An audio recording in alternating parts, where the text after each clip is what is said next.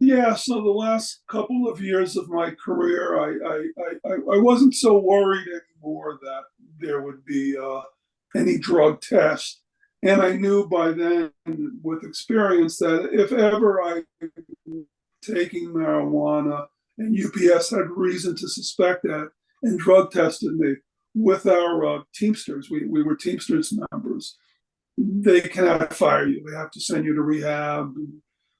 They even pay for the rehab and you get your job back. So I started doing a lot of edibles, and I was diagnosed later on with marijuana-induced psychosis. Welcome to the CoachMD podcast. I'm Dr. Charles Glassman, bringing you 3 decades of experience as a physician and a coach. Join us as we navigate the maze of medical advice with real-life stories, empowering you to take charge of your health. In our That Happens segment, guests share transformative experiences, reminding us that we're all human and not just patients. So get ready for a journey into healthcare reimagined, where empowerment and discovery pave the way. Hey, it's Dr. Charles, aka CoachMD, and I welcome you to another edition, another segment of the CoachMD podcast.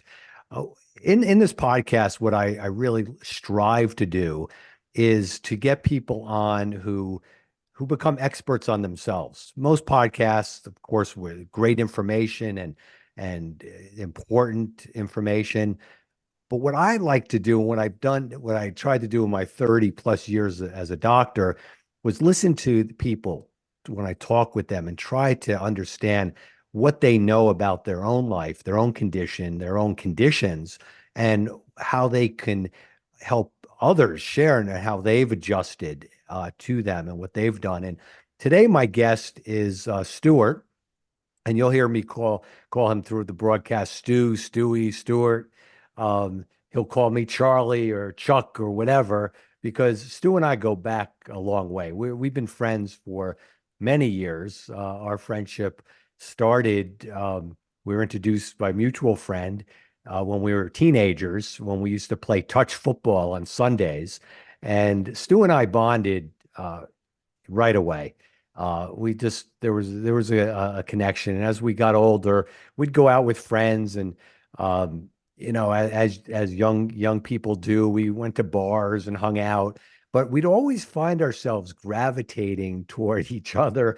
Like in the bar, for instance, we'd end up in a corner talking about life or talking about philosophy or talking about history or something. We just had this driving sense of not being satisfied with the status quo, not being satisfied with what was going on around us, but and we had a lot of fun doing that. Don't get me wrong; it wasn't always serious, and so we're friends that long a time. And when I was writing my first book, Brain Drain, about maybe 14 years ago now, it was a joke that I had because Stu and I used to drive to my office, and I used to give Stu a call, and he'll go into what he was doing, and I call it my morning cup of coffee. And I said that Stewie was my morning cup of coffee. And in fact, I believe I put that in the acknowledgments of the book. It's great because Stu and I are really brothers, really dear friends and brothers and care for each other. And what I asked Stu to share with us today is quite personal, quite deep, a little dark. But something I feel is very important to understand, and it will give others who are going through times that are not so great, that are struggling perhaps with the mental health issues, depression, anxiety, and maybe looking toward substances that might help them, medications that might help them, or illicit drugs that they think might help. And I'd like to talk to Stu about how this how this was part of his life and what he went through. So I'm going to ask Stu to kind of take us through when you were first starting out in your career, kind of around the same time I was starting out my medical career. Stu was starting out in his career. And if you could just kind of tell us all what that was about, Stu. Sure. So I was 25 years old and a blue collar worker. I did not go to college. And I filled out an application at UPS and was quickly hired within a week. And I was a UPS package driver. And I stayed there actually for 35 years. I retired 5 years ago now, 5 years ago this month at the age of 60. At the time before I got into UPS, I was smoking a lot of marijuana, quite a bit. And with UPS, if ever there is reason for them to believe that you might be taking in illegal substances, they can drug test you. So the job was so valuable to me that I decided at that point to quit smoking marijuana. And I stayed there for 35 years, had a long career. And as I said, just retired 5 years ago. Yeah. So toward that career, as you said, a blue collar worker and working long hours. Tell us what that was like for you. A day. Take us through a day. Take us through a day as a UPS driver. Yeah, it's a busy day. It's a long day. It's physical. UPS requires you to stay on the road till you're finished your work. And quite often, if you finished your work and an adjacent driver needs help, they'll send you to help the adjacent driver. So there's no coming off the road in 8 hours. It's not an 8-hour job. So it was 10, 11 hours a day, 50 to 55-hour work week, sometimes 60 hours. It was good money, great money. But as I got a little older and responsibilities changed towards the house, my wife was working. Those hours were not exceptionally good because the body starts to get old and it became very difficult. So a normal day, you're at the building at 8:30. You're on the road by 9, and then you're off. Residential routes like I did towards the end of my career, you might be making 125 to 130 stops a day. You're in and out of the truck. And it's an active physical day.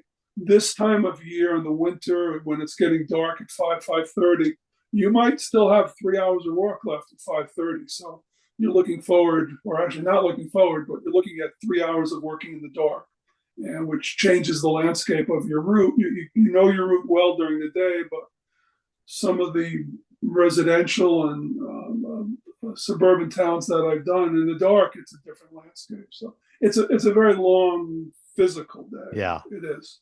And I imagine in the wintertime, we talked about this when, especially in the Northeast, when it's sometimes not snow, sometimes not rain. It's kind of a mixture, and it's hovering around the freezing mark, and the cold rain is pelting you.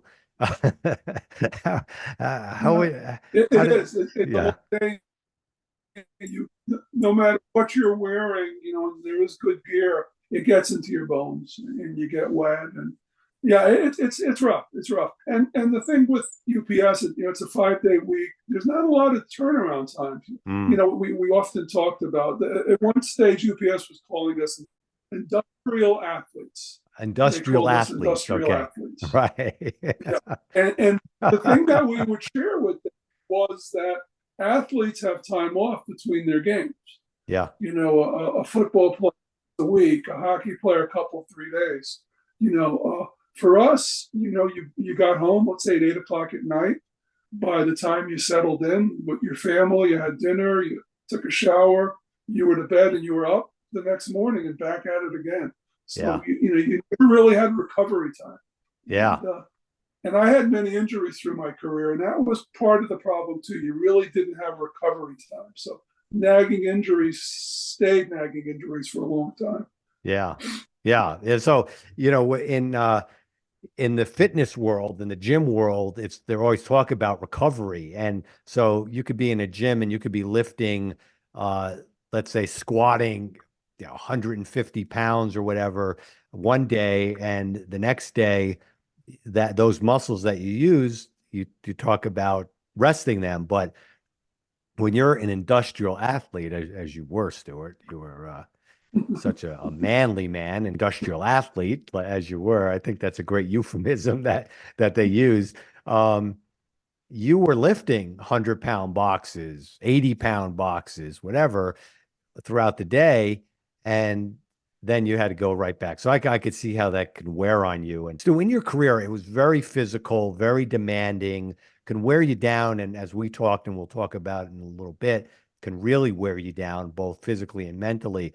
What were some of the things you would do on a daily basis that would keep you motivated, keep you going? And what were some of those things that you enjoyed? And I'm asking you that because for my listeners and for myself, again, I talk about people becoming experts in themselves, but I do what I do because I want to try to become an expert in myself and see the things that I do to get me out of funks. And certainly when things are grueling, things are wearing us down, it's hard to see the sunlight past all those clouds and all of those difficult times. And especially as a hard blue collar worker, as you described, physically and mentally demanding, what were some of the things that you did on a daily basis, and what were some of the experiences that you look forward to keep you going for 35 years? Right. What was a great help to me for the last 20 years of my career. I started in 1984. Right around 1995, I read a book by an author named Stephen Batchelor. He's a Buddhist author, and he wrote a book called Buddhism Without Beliefs. And that was huge for me. I learned a lot about meditation and mindfulness, staying in the moment. Soon after that, Eckhart Tolle's book came out, The Power of Now. And that was huge in terms of just accepting the work that I had, because there was always in the back of my mind thoughts of, why didn't I go to college? I'm doing this labor-intensive job and never really getting the sleep that I need. I'm working these long hours. We had a daughter. I'm missing her plays at school or sports activities. So I really needed to refocus and not live in that world of, why nots, should have beens. So staying present, staying aware, staying mindful, being accepting, really helped. It helped for the long term, and it also helped on a day-to-day basis in that, during a day, I might on a normal day, I might start to feel tired, or, how many more hours do I have, and how am I going to get through this? As I explained before, I'm going to have to work in the dark a couple hours. And mindfulness and awareness, and present moment acceptance quieted all those thoughts. And it was just staying where I was and being aware of each delivery that I made, and being aware of all my driving. And that was huge. It's funny, I'll share a story with you. Yeah. I was working a route in Madison, Connecticut, and the route that I had was adjacent to I-95, major highway. There was a bit to the west of the highway, a bit to the east of the highway. And one thing that I realized was, you were never too far away not to hear the rumbling of the highway. Mm-hmm. When cars are going on the highway, if there's no other sounds, you'll hear it, especially tractor trailers, which are always passing by. And that was one of the tools that I used. If I was hearing the rumbling of the highway, I was present. And there were days I could go a whole day and never once hear it. And then I'd get home and realize I was just lost in thoughts. Wasn't present. I wasn't aware. So I used that. I used listening to the turn signal and all the visuals and the one stop at a time, and present moment awareness, accepting of the now, and accepting the consciousness was huge. Was huge in my career. It really helped me to get through the 25 years. Yeah. Yeah, I could see that. And a couple comments about that I think about when you say that. There's a couple. First of all, in general health, there are so many things that are going on in our life, and so much stress, so much noise. And there's one way is to cut out the noise and to backtrack and to kind of get caught up in thoughts, good thoughts or happy thoughts, or thoughts of visualization and things that, where in those kind of living meditation, if you will, you lose the sound of the highways, whatever. However, in other cases, it's important to kind of get locked in, to have a barometer to where you are. And sometimes there could be outside noises or outside senses, sensory input that can kind of get you back on track. So for instance, when I'm walking my dog in the park, and sometimes I'm so lost in thought, I don't hear the birds. And I have an app now that picks up bird sounds and tells you what kind of bird it is. Really cool app. It's called the Merlin app. It's free. You can download it. Really great. But I realize sometimes when I'm doing that, I totally don't hear I'm walking the dog, I don't hear the birds. And that's a cue to me to kind of get back to what I'm doing in that moment. And that goes with our health and our physical health. And so often people go to the doctor and they don't share, I mean, you have a good relationship with your doctor. We talk about it all the time. Sounds like a great guy, but you don't really have time to share your day in and day out challenges that you have and concerns. And all of that impacts our general health. And what was it like, Stuart? I know you're a very social person, and how did the personal relationships on your job, the day in and day out relationships, how did that also help you navigate and help you with motivation to keep going? That's interesting. So when you're a residential driver, which I did the last 2 decades of my career at UPS, you're really not spending a whole lot of time with your customers. People are working, you're delivering your package, and you're moving on to the next house. So yeah, there are some conversations with customers. I have to say though, Charles, there's really not enough time in a day, because you've got a workload that's quite large. You really don't have that time. UPS certainly isn't going to allow for that either. You are timed. Everything you do, everything is monitored. They know exactly how many minutes you spend at each stop. So yeah, so there was some personal involvement. I met some great people, but yeah, no, that I think it was more for me doing those routes of having a personal relationship, a self relationship, where there was none of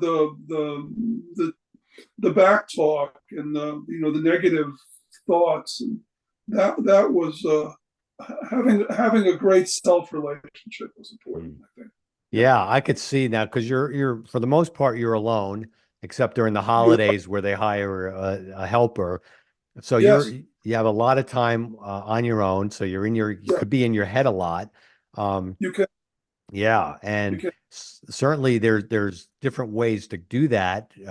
You can go to the route that you did and try to get centered and try to get more self-aware, or as so many people do, they get lost in the negative thinking, or they might be in the present, physically in the present, but their head is in the past and projecting into the future. No doubt. And I mean, when you're there, you're not hearing the rumbling of the Yeah, trucks on the highway. yeah, You're not hearing the clicking of your signals. You're elsewhere for yeah, sure. yeah. Um, but So, I should say earlier in yeah, my go life, ahead. with industrial routes, and in those routes, yeah, there was more communication with individuals, Yeah. offices, and what have you, business. So that was a different Would you animal say that was altogether. more enjoyable or less? Well, yeah, I would say it was, but it was more physical because you're dealing with businesses and Yeah, you're dealing with heavier packages, multiple packages at a stop. Whereas when you're doing residential, you might have one or two packages for one stop. You're doing less work because you're covering more territory. So physically, it was the way to go. And most drivers do the same thing as they get later in their careers. They yeah, want a physically lighter work. I see. So it's a trade-off. It's a trade-off. It's physically, but It's a maybe not. trade-off. Yeah, It's obviously not physically not an easy thing. I mean, it's still a workload, sure. but it's less, and you're Yeah, carrying less weight on your body, and it all makes a big difference. yeah, yeah. I could appreciate that. So let's talk about now. Later on in your career, you're starting to wind down, starting to uh, get into the mode of thinking about retirement. And I know you had talked about early on you were smoking marijuana, and what during the later part of your career, um, I know that you were doing some gummies, or why were you doing that uh, later on? Yeah. So the last couple of years of my career, I wasn't so worried anymore that there would be any drug test, and I knew by then with experience that if ever I taking marijuana and UPS had reason to suspect that and drug tested me with our Teamsters. We were Teamsters members. They cannot fire you. They have to send you to rehab. They even pay for the rehab and you get your job back. So I Mm, felt comfortable that if anything ever happened, I'd be okay. And I enjoyed smoking. Had a couple of friends who smoked regularly. A neighbor was smoking regularly, and I joined them a couple of times on the weekends. And before I knew it, I began to start smoking on a regular basis. Um, and a friend introduced me to marijuana edibles. She was getting it from a distributor in the form of brownies. hmm So I purchased a tray of brownies and I started to take a lot more, probably double the dosage that was recommended after a few months. And you come out of yourself. You begin to believe that uh, the enjoyment is stemming from that high. mm, That you don't enjoy music the same way, you don't enjoy sex the same way. Watching a movie, nothing is quite as good as when you're taking the drug. It's a drug, yeah, and it lies to you. And yeah. so I started doing a lot of edibles, and I was diagnosed later on with marijuana-induced psychosis. Right. So we're going to talk Uh, about that in a minute. Um, right. I do want to kind of back up a little bit and just to kind of look, Stu and I are the best of friends, okay, and talk regularly, and our families visit each other. I had no idea that Stu was doing it was had was doing as much as he was doing, and I this was probably when I was, doing in my career, just for those of you who don't know, later on in my career, I made it became a highly personalized practice, and I would meet with patients. Sometimes our practice, somebody would come in for an office visit, we'd be there for an hour and a half. And one of my patients once told me that he felt so good when he was sitting with me, but then he'd go back into his life and things would fall apart. So was there anything I could do to keep him on track during those off times? So, you know, thinking about was thinking about what that could be, and we said, okay, let me write you an email. So I wrote him an email, which was very motivational, kind of what Stu was talking about staying present and staying fixated in the moment, and but I realized it was not only for him, it was for more of an audience, more of my patients. So I started sending out to all my patients, and to make a long story short, that evolved into my book Brain Drain. And I I wrote Brain Drain. I wrote my emails looking into myself. I wasn't reading psychology books. I wasn't trying to get information. I was just trying to understand what it was that would make me and others turn toward things that, first of all, were not good for us, were self-destructive, and also what would it be? You know, why would we have to do that? Why can't things just be great all the time? Why do we have to feel depressed or anxious or fearful? And so my what I came up with and what I write about in Brain Drain and fake news stories by your brain and my writings is this concept of automatic brain. And the automatic brain is our primitive nature. It's our animal nature. It's the nature that the Bowie, Stu's dog who's lying on his lap right now, has, and what my dog has, what any animal in the animal kingdom has, and what human sapiens animals have. And that's a primitive, animalistic, automatic nature. And it responds only to one thing, and that's danger. And the way it responds to danger is by fight or flight. So whenever our physical body or our mental or our thoughts signal that we're sometimes in some place of danger or threat or feel vulnerable, it will fire, and it will fire an electrochemical response that causes us to fight or flee. And that's not Homo sapiens. Humans have also what I call a divine nature. Okay, that's our higher mind. That's our connection with a higher power that I believe is God, that others believe is something else, but it's supernatural. It's above the five senses, and that divine nature we connect with with our mind, through mindfulness, through meditation, and that can when we attach to that, that is developing a relationship with something that can truly help us, can certainly navigate between what's dangerous or what's threatening to us. But what happens is the automatic brain is so powerful and so influential, and the physical responses that it triggers in the fight or flight.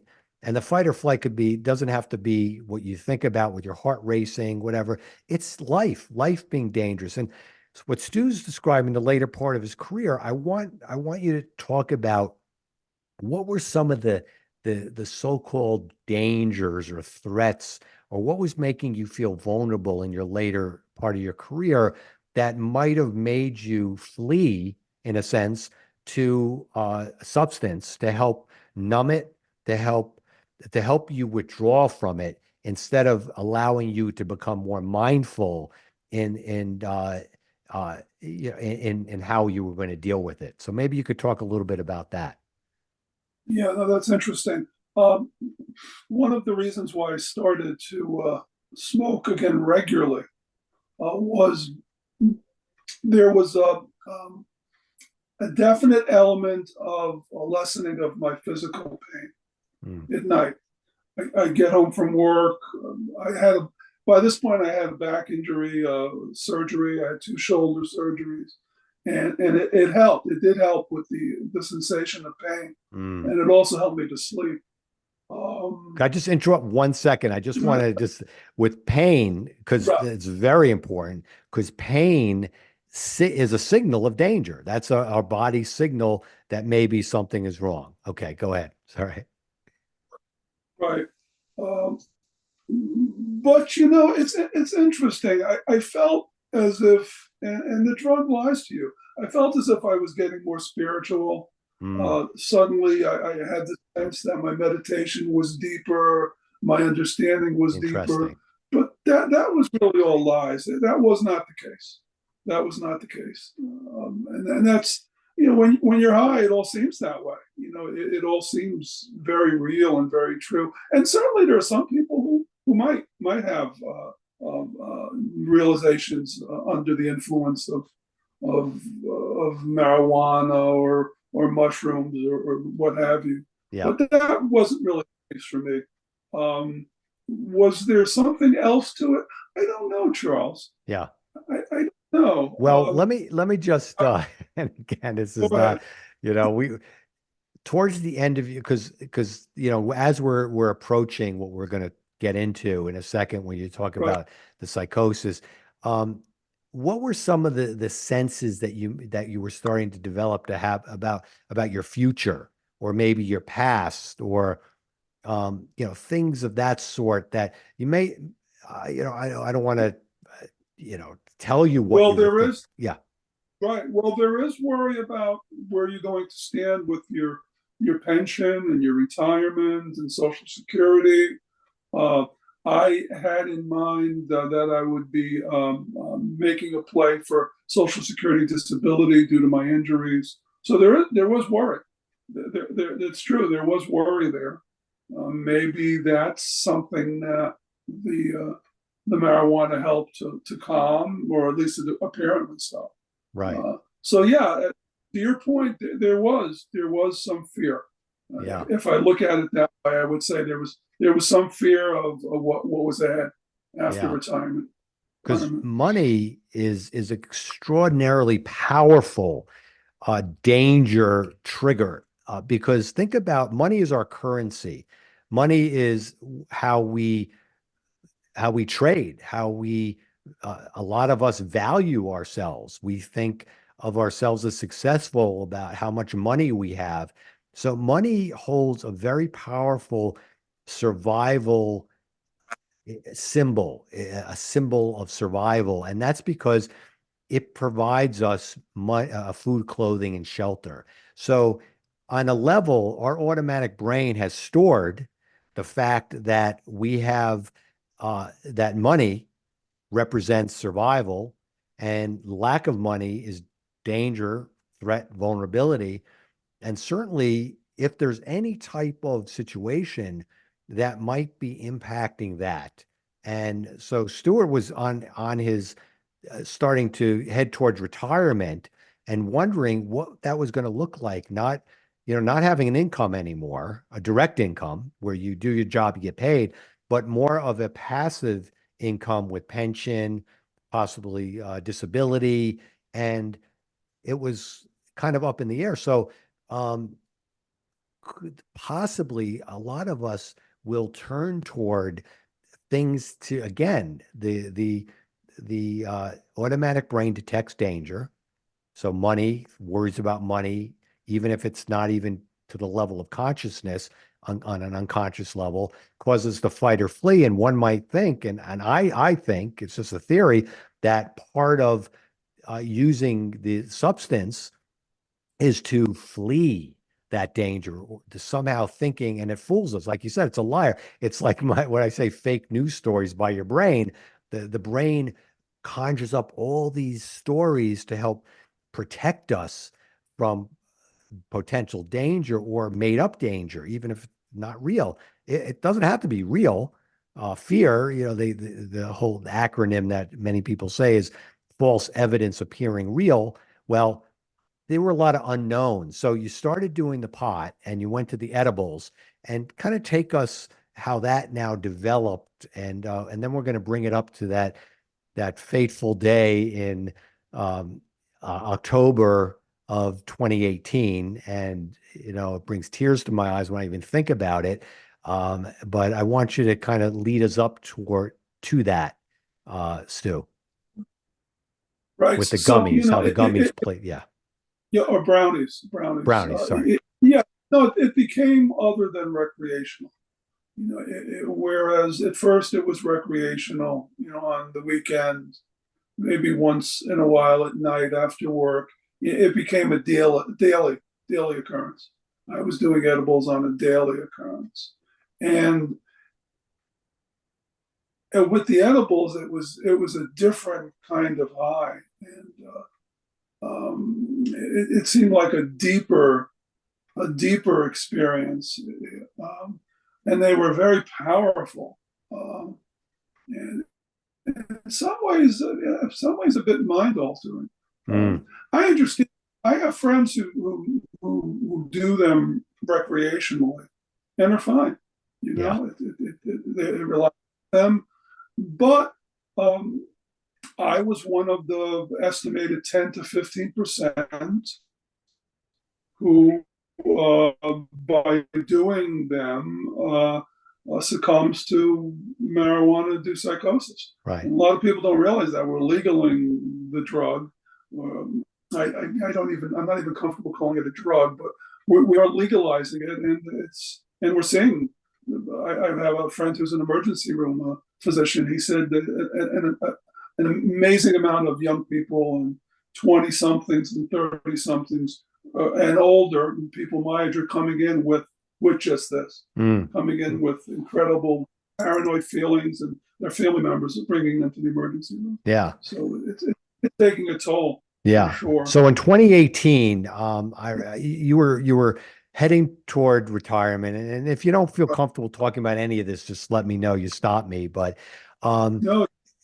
you were heading toward the retirement, and there were certain kind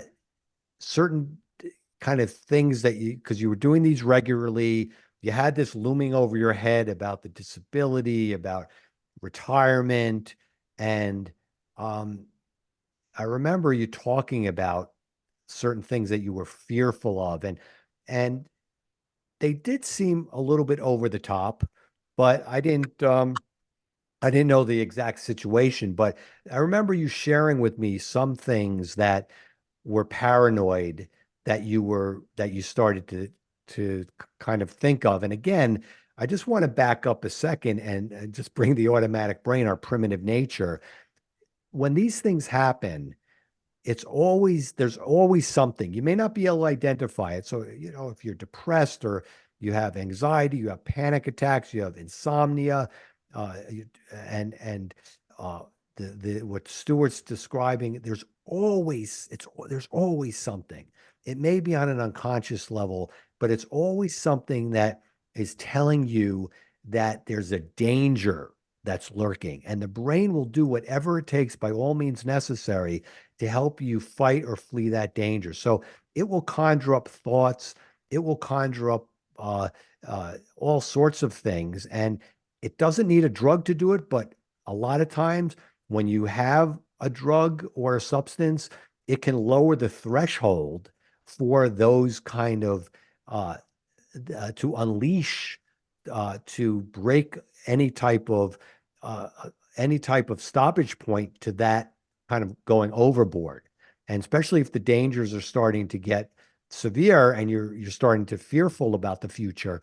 So talk about before, like the summer of 2018, let's say. I remember you sharing about things that might have been uncovered, or again, don't get too specific if because there may be some things that you can't talk about, but tell me kind of the paranoid thoughts that you were having.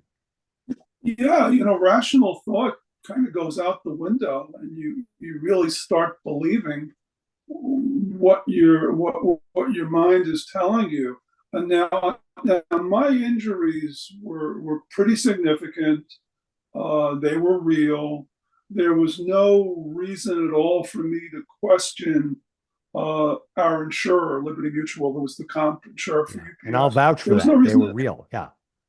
Yeah. There was no reason for me to question it. But I became paranoid, and I began to think that Liberty Mutual was following me around. I thought I was on their radar. In addition, I had a couple of friends who enjoyed those brownies that I was receiving, that I was buying. So they asked me to purchase some for them. So what I would do is I would purchase extra for my friend, have some for myself, and I would hand them over to other friends who would pay for them. I wasn't making any profit.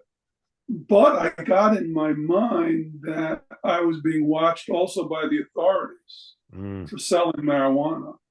And the tricks of the mind, I believe that Liberty Mutual was working with the police and that I was going to entirely lose my pension because I'd be arrested for selling drugs. I was looking around at every corner. The low point came. The low point came the night that we're leading up to, but I had a phone call one evening, Mm. and it was one of those um, fake from the IRS, I believe, and Ah, that yes. I if think I I remember didn't you telling contact me this. if I didn't contact with them within 24 hours, they'd come and arrest me. Mm. So that I believed it. I believed that it wasn't the IRS, though, that they were using the IRS as a front. There's this Right. Yes. imagined Yeah. they that I had in mind. So that morning, I got to my lawyer's office when they opened at 8:30, and I had a lawyer for my comp cases. He handled my workman's comp cases, and I needed to speak to him. I felt that he had to tell me, where I stood. Should I turn myself into the authorities? That's what I was believing. And Wow. I got to the lawyer's, and he wasn't there, but his paralegal paralegal was there, and I'm sitting there waiting. And when she came in, I said, "Can I just have a word with you for a couple of minutes?" And she said, "Okay, just give me a moment." And she went into her office. She came back out, and she had me follow her. She walked into the office. I walked in, and I closed her office door. And she said, why did you do that? That's not necessary. And I said, "I don't want them to hear me."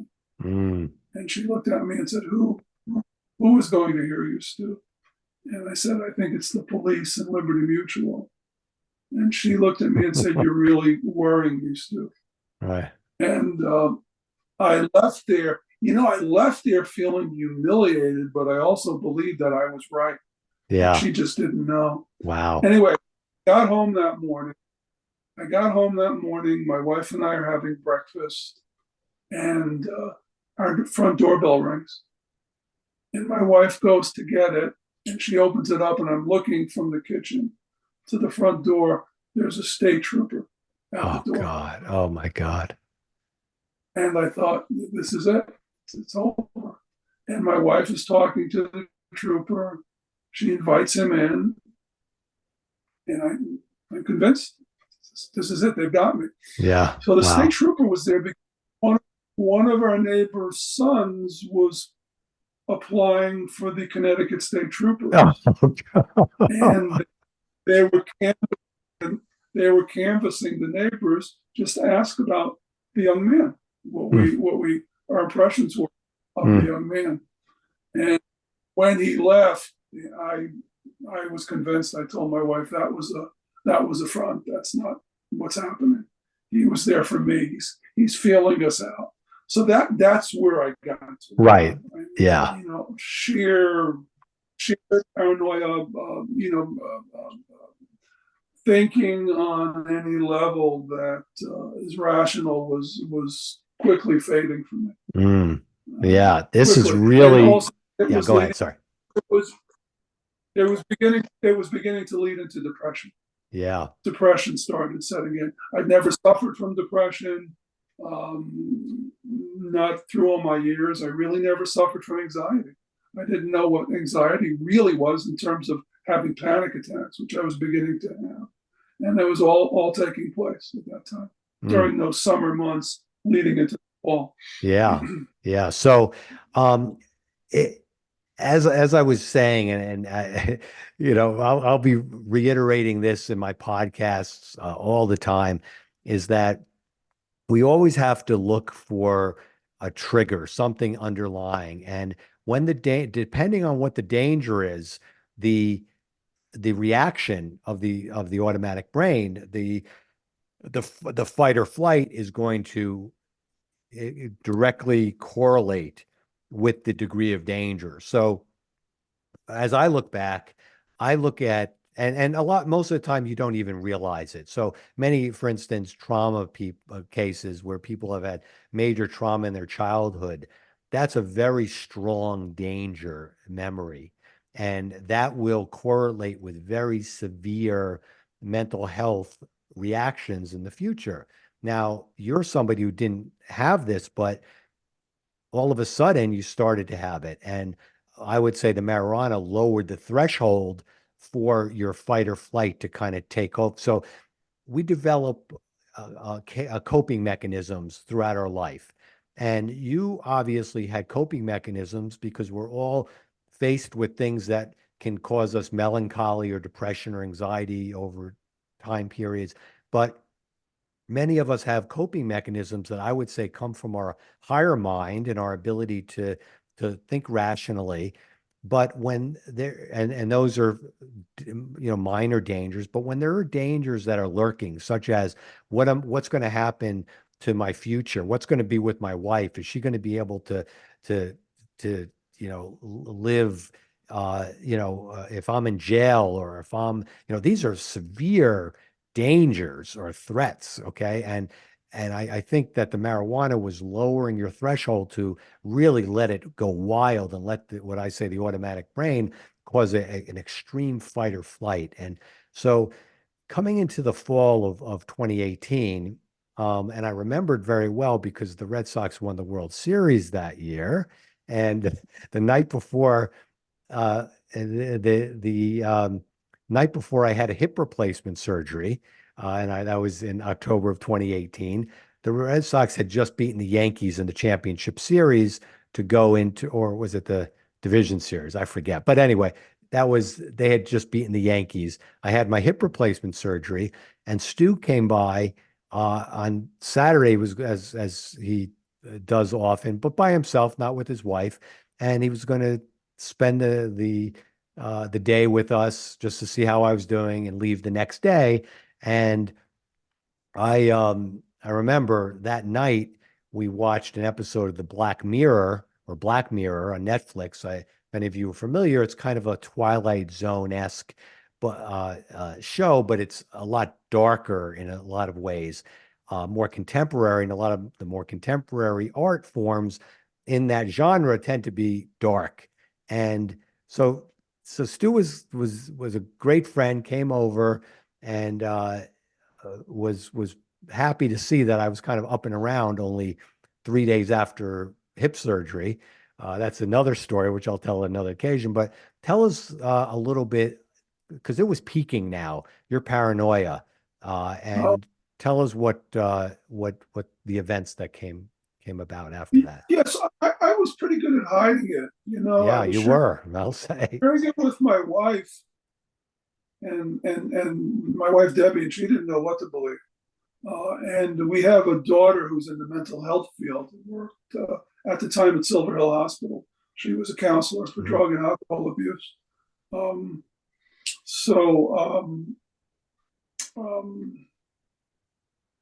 Yeah, it was peaking. I was good though at hiding it from others.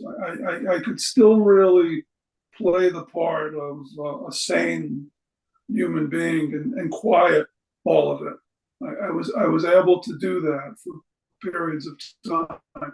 That enabled me to continue to work. That enabled me to continue to be a friend, a father. I don't think even you had an idea what was really going on. I didn't know the severity. No. You might have seen a little bit of it. Yeah, but not. No, you didn't know that at all. Yeah. And no, so when you invited me to come for the day and leave the following, my wife thought it was a good idea. Get away from all of this, you clear your head, and I thought so too.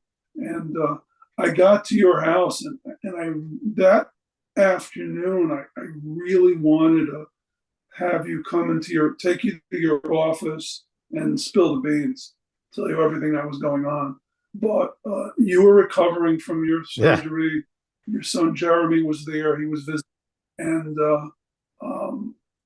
You were excited about the Red Sox, and it was very, you guys were upbeat, and I couldn't do that. I didn't want to be a killjoy.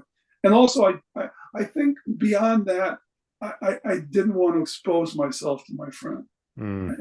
I knew, part of me knew deep down that this was just insane. And then the other part of me believed it. And I didn't want to expose myself to you, to have you see that at that place, because it's embarrassing. Yeah, sure. Absolutely. And I would have laughed at you. And I would have laughed at you. And you just joking. Just joking, of course. Yeah. So we visited. At night, I slept in your son Zachary's room, who was living in New York, I think, at the time, if I'm not mistaken. And I couldn't sleep. The anxiety so kicked in for maybe an hour to 2 hours. I paced your son's room, and I decided I had to get out of your house. I couldn't stay. And 1 or 2 in the morning, I left. It was late. As I'm driving home to Connecticut, Charlie lives in New York State. Yep. It's about an hour and a half drive without traffic. I'm thinking of speeding up the car and crashing it. I crossed the Mario Cuomo Bridge, the former Tappan Zee Bridge, and I contemplated parking and jumping off. I just needed to stop it. I just needed for it to stop. It was so out of hand.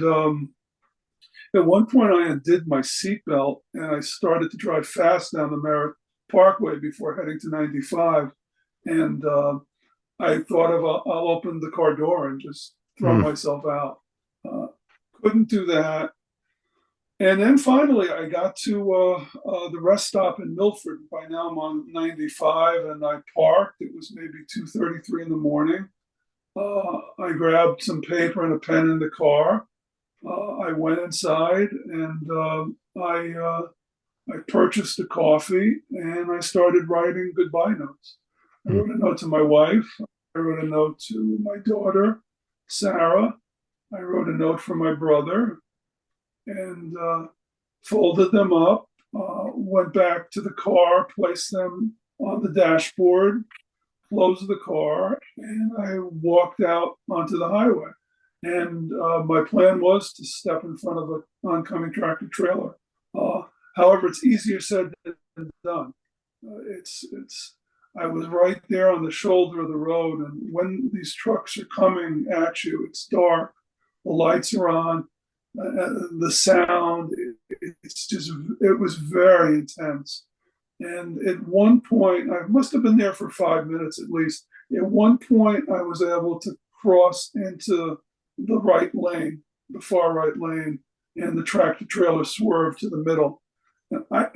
I don't think he missed me by more than 5 or 6 feet. It was close. I mean, I felt it. I felt the wind. And then I stepped back and I realized that I had 2 nip bottles. You had 2 what? And it's interesting. I never really was a drink. Nip bottles. I got a little bottle. Right. I had purchased Atomic Fireball bottles. And I was never much of a drinker, but at this point I was beginning to drink. So anyway, I went to the car. I drank the 2 nips. I waited. I started to get the high from the alcohol, and I realized I thought that would push me, give me the ability to carry out what I meant to do. And as I was walking back to the highway, I'll never forget, coming into the rest stop, there were 3 state police cars, one after the other. They were coming very fast. And the weird thing is, I was so much, it was tunnel vision. I didn't even think that they were there for me when I saw them. It was just, I was going about my task, and these cop cars, these state police cars, just happened to be there. I never made that connection. And I was walking over the grass to the highway, and I got grabbed from behind. And suddenly there were 3 state officers, maybe 4, I forget, around me, and they sat me down in the grass. And we stayed there until an ambulance came. And Hmm. all I could do was cry. I Yeah. did not stop crying Well, that's what probably I for the did, next Stu, when you told me couple. that, when you called me, when Debbie called me and you called me the next day, I couldn't stop. Yeah. Very, Yeah. So yeah, so but they took me to Haven Hospital. Debbie and Sarah were called. They came down. Sarah decided that she wanted me at her hospital in New Canaan, Silver Hill. They're drug and alcohol and different mental affliction hospital. yeah, They're an upper end hospital. More affluent people go there. She got, I guess, what's called a scholarship. She got me in for an affordable price for right. us. And Let me yeah, so I stop you for spent. 1 second, Stu. I just want to, Go ahead. back up because, what you told us, is very, very important because anybody who's listening here who may be feeling very depressed, and is contemplating suicide, understand that there's always a trigger. There's always a trigger. There's always something that's prompting this. The suicide is the ultimate flight reaction. It's the ultimate escape reaction. When we talk about fight or flight, a lot of people think just running away, from a predator or whatever. But our brain has evolved. It's evolved over many thousands of years, and now our fight or flight is a little bit more sophisticated, a lot more sophisticated than it used to be. So the suicide is the ultimate flight. And as Stu was talking about how the drugs lie to you. I talk about how our brains lie to us. Anything that's driving you towards suicide is a lie because this brain is supposed to protect us from danger. What's the greatest danger that any human being could experience? And that's our own mortality. Our own mortality is the greatest danger. The thing that we fear the most is death. Yet, this brain, the danger and the threat or vulnerability of whatever's going on in one's life, whether it's conscious or unconscious, is driving us to the point where we're actually fleeing to death. So it's lying to us. It's not protecting us. It's not really doing anything. So understand that, seek help. Call, I'll have on a link on this broadcast for 800 number, suicide task force or suicide number that you can call. But understand that there's always something that's driving you toward this, and that life is precious. And most people who survive a suicide attempt are very thankful for it. In fact, many people I've listened to several who have been jumpers, and the second that they jumped, they regretted it. As they were falling, they regretted it. So they understand that our automatic brain, our primitive animalistic nature, will cause us to violently fight and flee danger, threat, or vulnerability, even if it doesn't make any sense, because it doesn't think, it only reacts. So it's reacting to some danger. And so what Stewart experienced was, first of all, the initial danger was the unknown, the money thing. But what becomes the cycle is when that automatic brain kicks in, it causes physiologic changes. It causes us to be nervous. It causes us to have anxiety, which becomes so unbearable sometimes that people will fight or flee that. And so it becomes that vicious cycle, and we don't address the real core issues. So Stu now ended up at Yale New Haven Hospital and was transferred to Silver Hills Hospital, which is a drug and rehab center. And you were able to start exploring this and understanding also that the substance cannabis had decreased your threshold and had caused you to have an exaggerated experience. And again, I'm going to let you talk about that in a second, but this exaggerated experience, a lot of people say that mushrooms or LSD now and cannabis gets them to a high that they feel is a spiritual high, is a mindfulness high. But I will say this, the way I look at it, it exacerbates our automatic brain. It causes our automatic brain to go into hyperdrive. So it actually elicits an extreme sense of a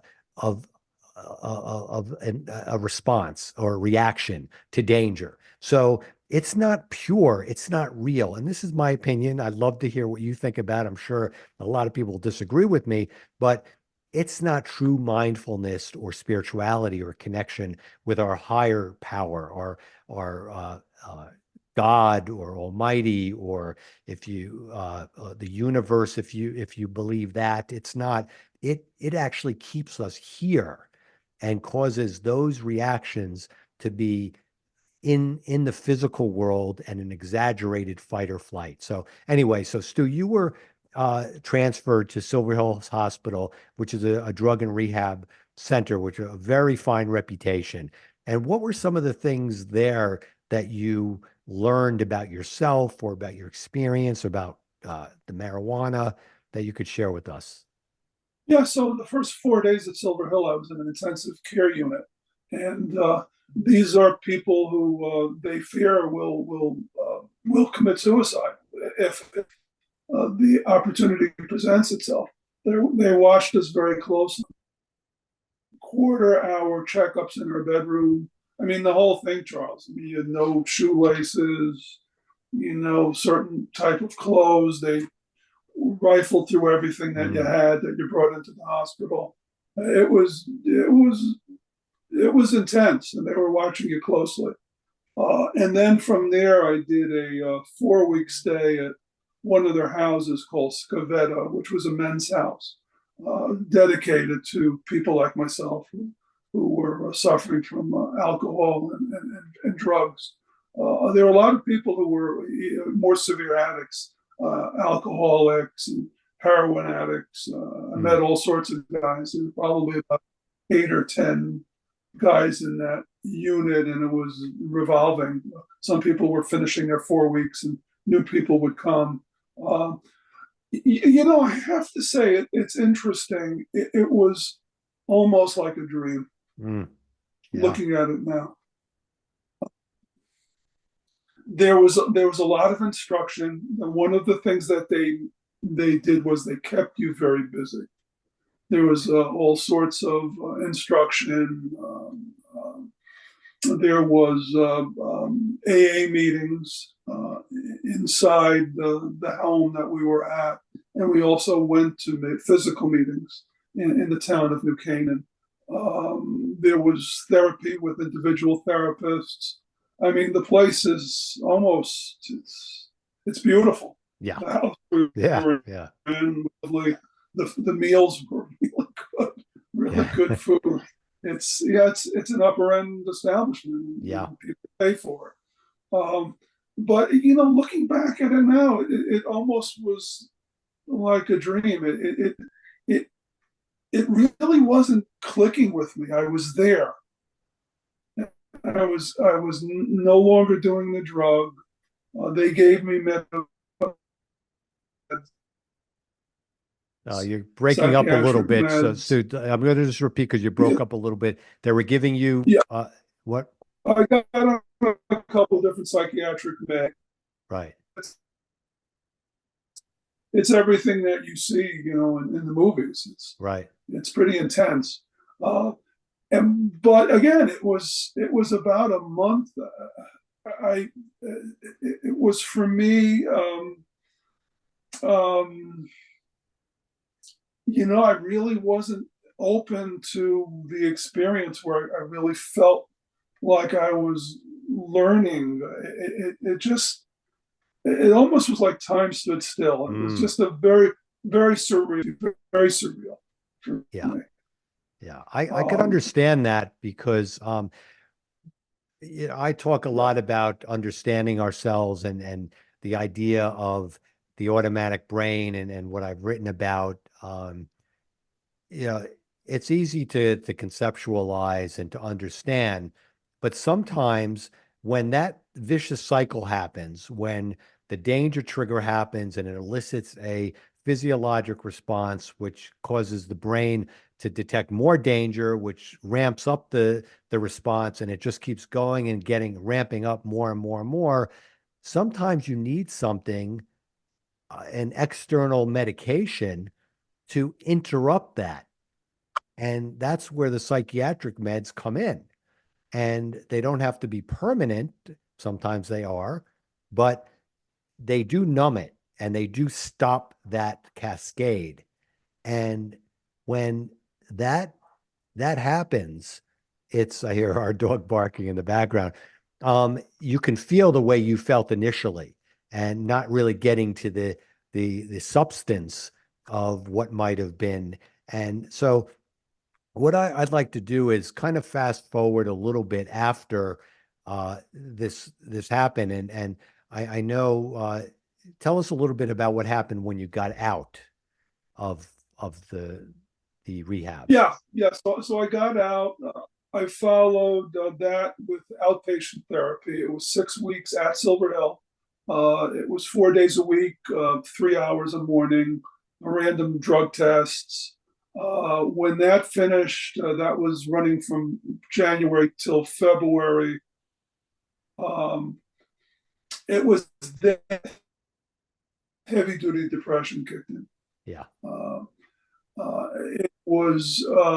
It was different from what I was experiencing under marijuana, the psychosis and the paranoia and the fear. It was just the darkest place I'd ever been. You know, anything that's happened to me before doesn't even hold weight to it. I'd wake up in the morning and I'd just think to myself, I can't do another day. And it was only at night when I'd go to bed that I felt somewhat comfortable knowing I would be asleep. And that lasted for a bit. My wife and daughter only put up with it for so long. And then I was back in Silver Hill Hospital for a second time. Yep. And that was 2 weeks. I was there for 2 weeks. Medication was adjusted. Met a really nice therapist. She was funny. She was very sweet, and she said, "Stu, I'm going to put you on what's called California rocket fuel." I'll never forget said that. I thought she was joking, but she said, "No, this is working out west in California. There's a couple of hospitals they've been using this. It's a concoction of 3 or 4 medicines. Don't ask me what they are. Terrible remembering names of these things." But Charlie, it was the amazing thing. I think it was 3 days later. I'll never forget. I woke up one morning in clarity, and it was just so weird. It was just I was Wait, you clear. woke up one morning because you cut out, Stu. I'm sorry. You woke up one. I woke up one morning and there was this total clarity. There was a lightness. Clarity. It wasn't. Yeah, there wasn't that heavy feeling, that dire feeling. I mean, when I was there that second time, I was thinking of ways, and could I get out of the hospital and end this, because it was so painful, just so painful. But yeah, so from there, I got out, and now 5 years later, I've had my bouts. There were, and we're going to go into that in a second. I want to talk about in a second, but I just want to get back to when you hit that depression. You had never had depression before, and then you all of a sudden had it. When I say there's always something that's a trigger, and you went into a deep, deep depression. But think about that, okay? You almost killed yourself. All right, that's as low as or dangerous as you can go to the brain, okay? So the brain, again, just reacts. So you almost killed yourself. And like I said, the fight or flight will mimic or will match the degree of danger. So you were at you had the most severe danger that our senses can conceive of. That's near death, okay? They almost died. And then you were fleeing that danger into a deep depression. Yet again, it's the same way. The brain doesn't think, it only reacts to this. It starts now, how am I going to kill myself again? Whatever. That's how it goes again, and it just keeps going that cycle. But like I reiterate, sometimes you need something to break that cycle. And so now, 5 years later, um, it's, things like you said, you have your ups and downs. And there was recently a time when you had a down period, and we were going to do this interview last week, but we had to put it off for a week because of a couple days that you were feeling low. And we talked about that. And I want you to share with, and as I look, focusing on the idea that there's always something, whether it's unconscious or conscious, that will cause us to fight or flee. Depression, view it as a flight, as a more uh, um, sophisticated flight, if you will. It's not, it's hurtful, but as far as animals go, animals, as far as we know, don't get depressed. But this is a flight. The way the humans can flee into depression always comes from a danger trigger. We talked about that. What do you think might have triggered this now? Right. Yeah. I was talking about it with my therapist. Yeah. And so about 4 years ago, after the whole incident with Silver Hill, I sat down and I started writing a novel. I had an idea in mind for the book many decades before, never had an opportunity to do it.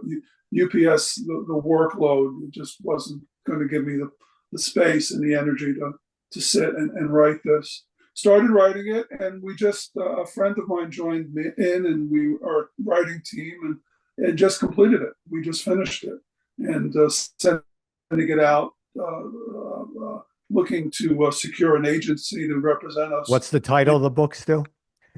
Thank you. The title is my last 7,000 days. Look for Unbelievable book, by the way. Unbelievable. And yeah, go ahead. You finish telling us, and then we're going to talk about it. We've shared it now with over a few dozen readers, and we get incredible response. And the company that we're working with in New York has been very supportive. We're working with a team in New York that did a critical analysis and editorial on it, editing the book. So yeah, my therapist thought that might have been part of the reason for those couple of days of darker days. Finish the book, putting it away. I agree. I agree. Yeah. I mean, it's always something, and it came about 3 or 4 days after you finished it. I mean, had the champagne and the toast that you finished. Yeah, and all of a sudden, I think so. I think that elicited some of the old ways. Yeah. And for me, that's really cool. I mean, over the last 5 years, it's really quieted. I mean, I can go months now. I'm fine. I enjoy life more now than ever before. I love my retirement. I still pinch myself. I'm so grateful, so blessed to have this retirement and be comfortable. Yeah. Yeah. But every once in a while, the old ways kind of kick in. Yeah. And, it's interesting that taking direction from the automatic brain, I'll get a little bit of a feeling like, no, this isn't as good as you think. And right. What's this all about? When's the next shoe going to drop? And yeah, exactly. Yeah, right. When's the next shoe? But I don't pay attention to it. I realize it's just a thought. It's just the thoughts come and they go. They're not who we are. I've learned that.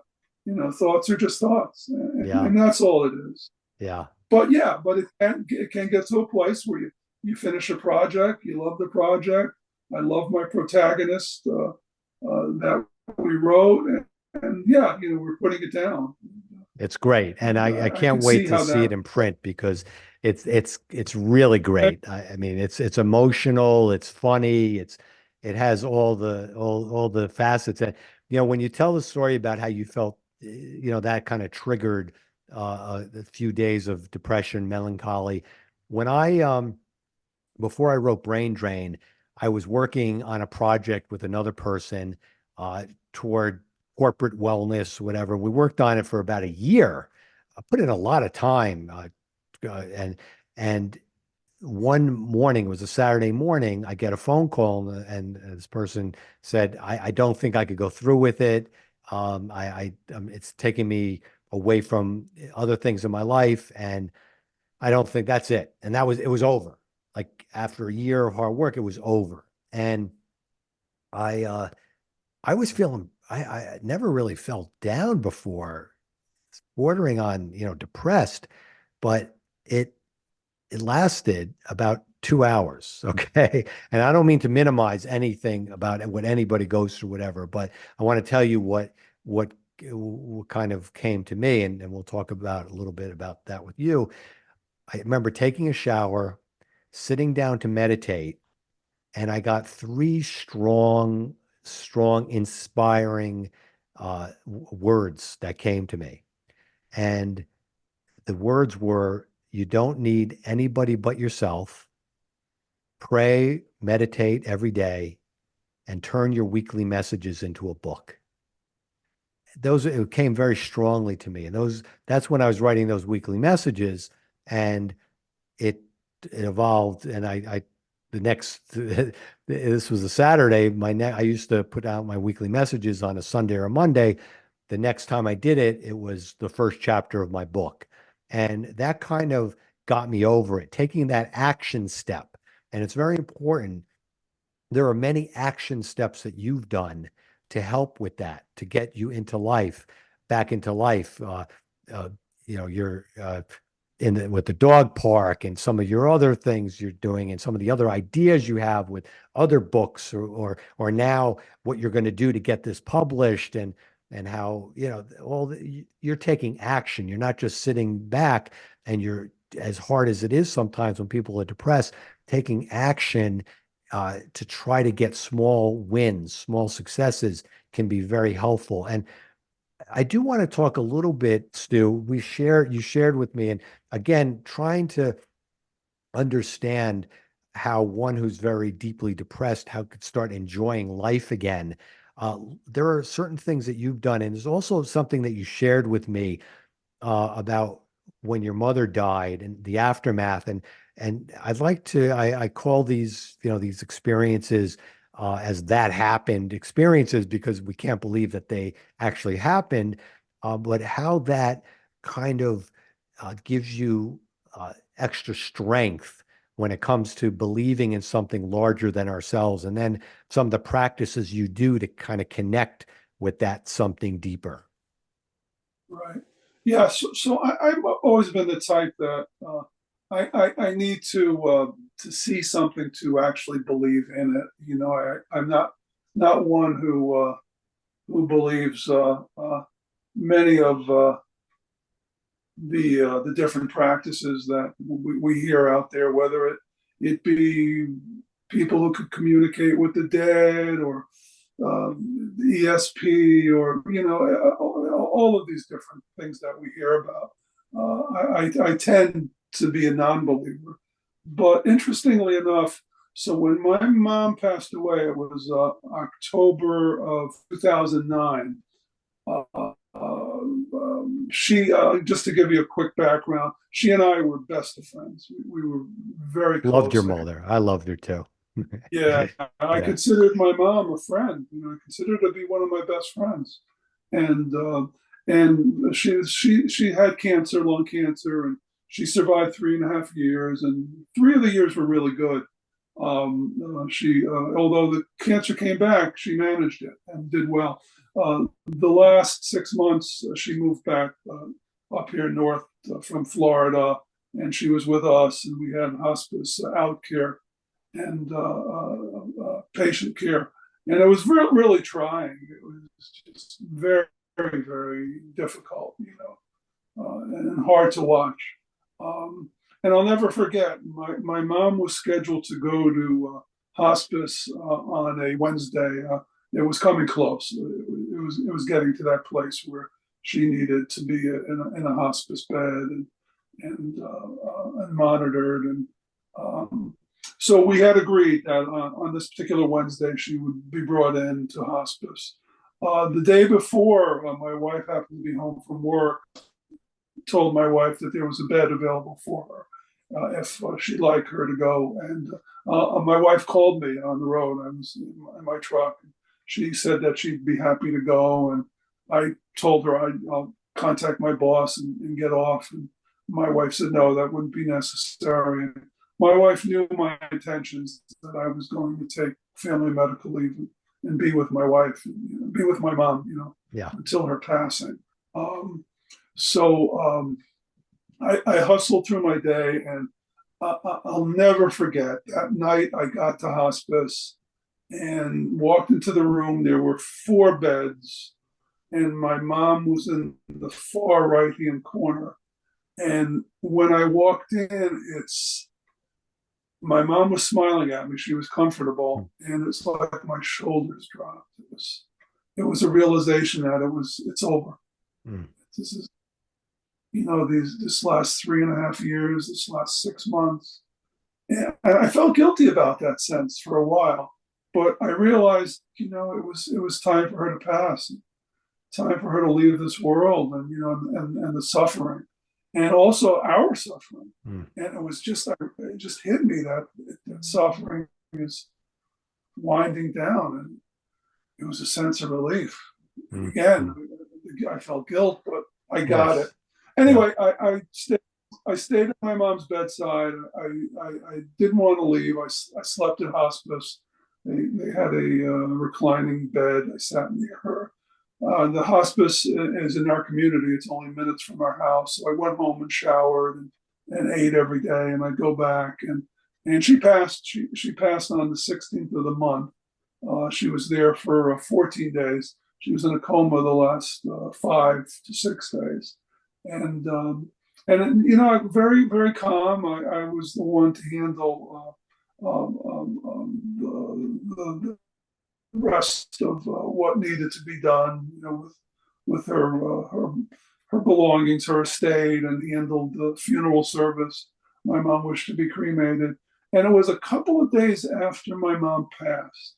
And this is the only thing I can really cite in my life that is unexplainable, that I witnessed is unexplainable. For about 6 weeks, and this happened a few days after her passing, 2-3 days at the most, I had a smell of a sweet, it smelled like a sweet burning smell. It smelled almost like someone smoking a pipe with fruity tobacco. And it wasn't there constantly. It would come and it would go. And I could be in my UPS truck, I could be home, I could be outside walking up by the beach. It was very powerful.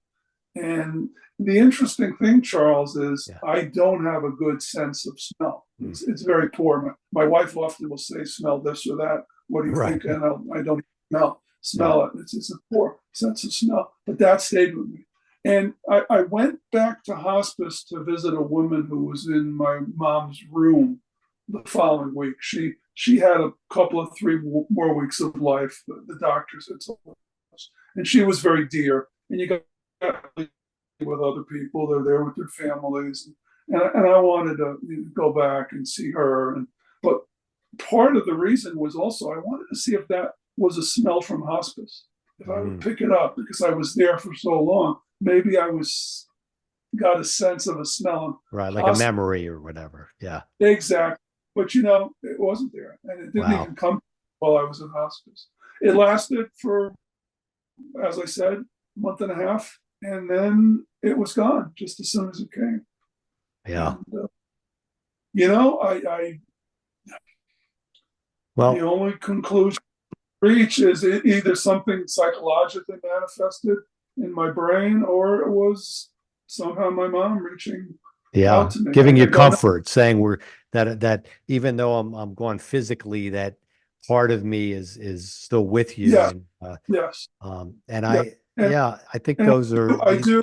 Yeah. Yeah, I do believe that is possible. Yeah. As we explore the near-death experiences, tens of thousands of them, the stories of reincarnation that the University of Virginia, the Department of Perceptual Studies, has studied for over 50 years.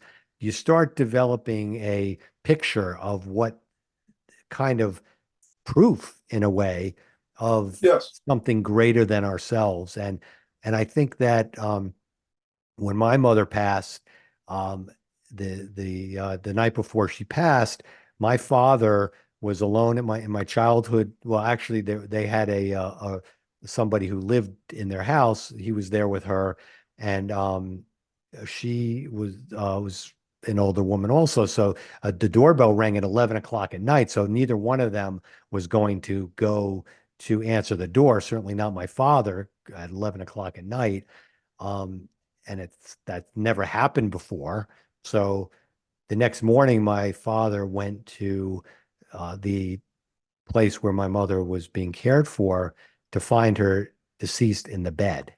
So Right. he was the first to find her deceased.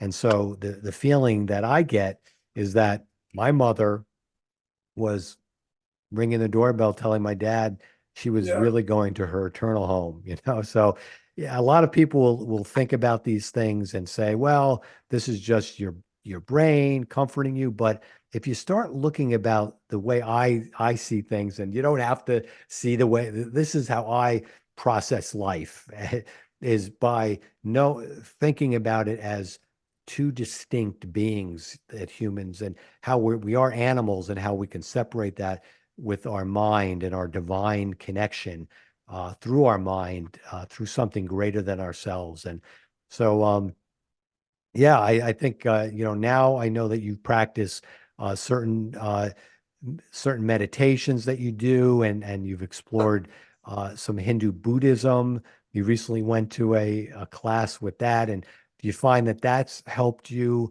to connect with you, almost a spiritual strength, developing a spiritual strength that might help you when it comes to the fight or flight of depression or anxiety? Do you feel that that's been Right. of help? Right. Yeah, most definitely. My philosophy has evolved, and I do believe now that there's something far greater than us. I don't see it in the traditional sense Mhm. of the traditional religion, but I do believe that we are open to God, and when one's mind is quieted, God can speak through us. I do believe that there's a connection, Yeah. there is a connection to God, and there is greater, and there's more. Coming through everything that I've been through in my life, so many others have had the same experiences. I do believe there's more. I have to believe that. Yeah. It's funny. You and I have talked before about motherly love. How when your mother dies, there's a love that your mother can give you that you don't receive from your pop, you don't receive it from your wife or your kids. It's just something very special about that. If you're fortunate enough to have a loving mother, as you and I both have, Yeah. and I'm going back during my days during the Depression, I missed, and I was aware of it. I missed, Mm. and I so wished my mom was there to tell me everything was going to be okay. And that's the child in us, Yeah. But I thought a lot about that. I did, Yeah. that if ever there was a time that I needed her, it was then. And she'd been gone for 9 or so years by then. Yeah. Yeah. And now also, as I've talked Yes, about, I do yeah, believe. go ahead. I do believe. No, no, I do believe there's more than meets the eye. Yeah. And And I meets think, the senses, meets yeah, ours. right, our five senses. And just to think that, the chair that we're sitting on is empty space, and people argue, no, it's not, it's solid. Well, actually, it's empty space, because 99.9% of it is empty, is our atoms with the electrons circulating around them. And there's so much more to consider there. But I know that the relationships you've made with the dog park community that you're in, and with your loving dog as a companion. And that's it, looking for those things to understand how precious life is and how it's worth living. And no danger, no threat, no vulnerability is too great that can't be handled by connecting with your divine nature, your higher self, but also with the people who love you. And certainly if you are struggling with that, seek help first and understand it's only your brain playing tricks on you. Like Stuart said, don't look for drugs to do it. It'll just be temporary band-aid, and will also just play tricks on you like as you can't believe. So yeah, Stu, is there anything you want to share with us before we end our podcast? No, it's just I would just say that, if any of you have been through, what we were talking about here, Charles and I, open up to others about it. It's not something, if you're kind of holding it in and feel a sense of embarrassment by it. It really has helped me to talk to other people. And I know everybody is different, but I really think, generally speaking, it's a great help.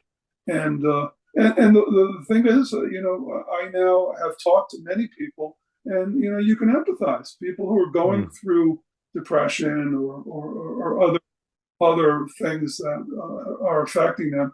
I can empathize with them now, I would just say, be open.